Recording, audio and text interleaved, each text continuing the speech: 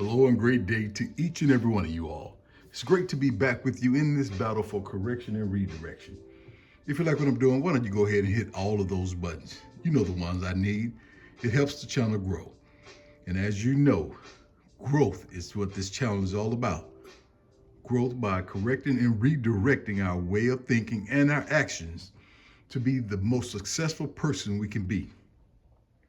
Well, today's battle, once again, I'm going to put it out there for you.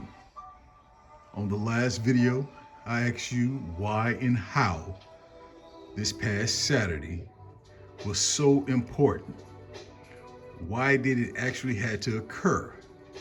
How did we, America, get to the point where we had to have the largest mass protests in the history of the country? Now, today, let's focus on a lot of those people who are actually participating in the protests, but actually voted for what caused the protests. Now, a lot of those individuals will say, hey, even though I voted this way, this wasn't what I voted for.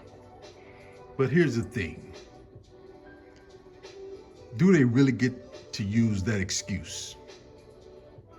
Because no matter what anyone says, what you voted for was put right there in front of you before you voted. There was nothing kept secret from you. Everything that's occurring was told to you prior to you voting. Now, did you decide not to actually think? Did you decide to actually let your vote be guided by your emotions instead of using your rational, logical tool that you have right there between your ears? Now, a lot of people let emotions guide them, whether that was emotions towards hate, emotions towards bigotry, could have been emotions toward love. You might have loved the message you were hearing. And now all of a sudden, you want to be a victim. You want to say, hey, I didn't vote for this.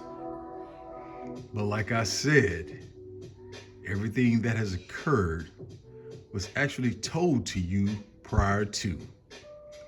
You only chose to listen to what you wanted to hear. What actually gave you that emotional response that they were seeking? So I want to hear from all of you all again today. Do you agree? Do you disagree? And tell me why. Why do you agree or disagree?